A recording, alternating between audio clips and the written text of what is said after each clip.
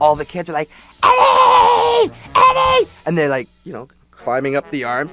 Do the voice of Eddy. So you go, no, I'm not doing it. Get off of me, jeez. You guys are smothering me here. And you'd be surprised how like 10, 15 munchkins can take you down. Oh yeah, what's up people?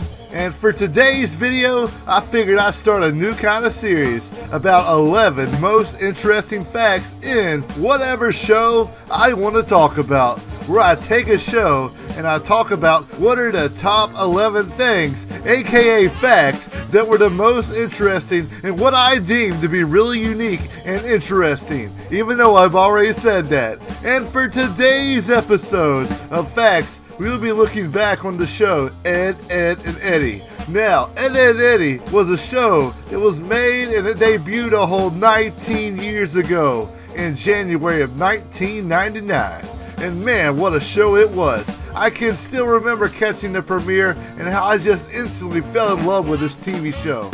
Yeah, Eden, shut up. A show made on a dare about 3 friends all named Ed who hang out in their neighborhood cul-de-sac with no parents around, and the community is made up of only kids, and it's up to the Eds for using this to their advantage and see how many people they can screw over.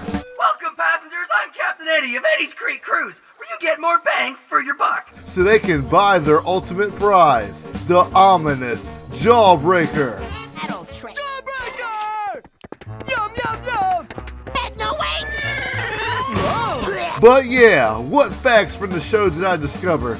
Well, let's find out. These are the top 11 most interesting facts from Ed, Edd, and Eddy. Why 11? Cause hell yeah, we're going one step further. Oh yeah, let's do this thing. Number 11. In the theme song, you can hear someone whistling. Can you guess who is actually providing the whistling that is being used in the intro? I always remember when I was a kid, I always liked to whistle. So I thought, okay, let's do a whistling theme song. That's right, the whistling is being done by none other than the show's creator, Danny Antonucci. And then I went in and whistled out the whistling part as you know it now. Number 10. Many know Jimmy is the kid with the retainer, who has really fucked up teeth. Look at me! I'm so graceful and petite!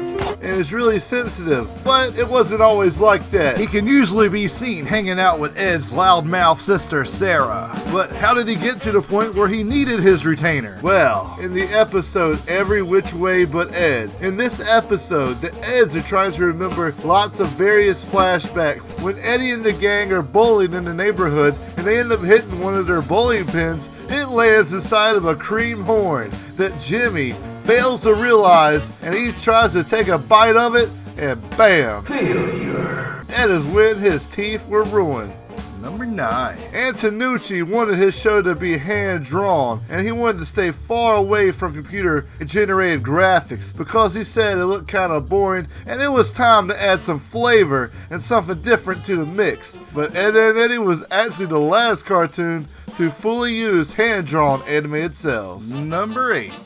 Now, the art style is something that really stood out to me as a kid, and even till this day, it really made the show have its own unique flavor about it. With all the shaky lines used for the show was an animation technique called the boiling technique. This is when the animators would copy cells by hand several times and use an overlapping them at least 3 times together and help create a visualization of movement. So that the show literally stood out from the other shows on Cartoon Network. You notice that a lot of the shows have a lot of the straight and forward lines, which is very, very cool and very traditional cartoons.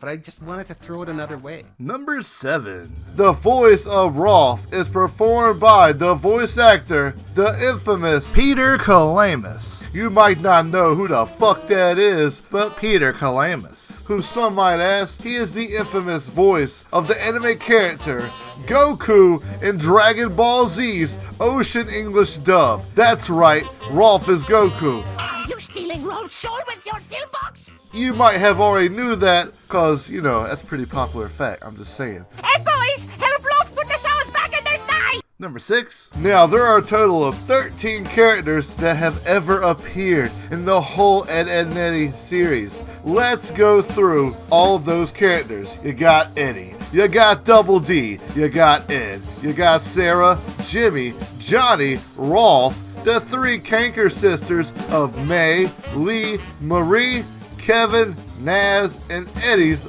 older bitch-ass brother. Number 5. Ed, Edd n Eddy is Cartoon Network's longest ever running show, lasting nearly 11 years from January 4th, 1999 to November 8th, 2009. A whole 11 years.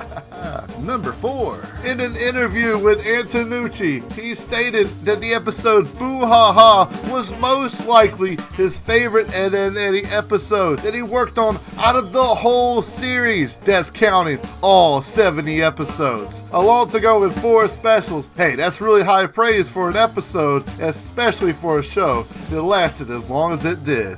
Number 3. Now, there was some shaky news about actually what went on behind the scenes for the show Ed, Edd n Eddy. Now, the series wasn't really supposed to keep going and last as long as it did. The series was supposed to end after the 4th season ended with 52 episodes. But due to the fan craze and popularity of Ed, Edd n Eddy, the series, the network decided to keep the series going for a whole 2 seasons more, along with 4 more specials being created. Number 2. Now, do you remember the show Sonic Underground? A lot of people, they probably don't really want to remember that show if you're a Sonic fan, but we're going to talk about it anyway. Now, Double D's voice actor, Samuel Vincent, who is actually the person who provides Sonic his singing voice in the show Sonic Underground. Anytime it was time to jam out with Sonic and the gang, it would be Double D singing those memorable Sonic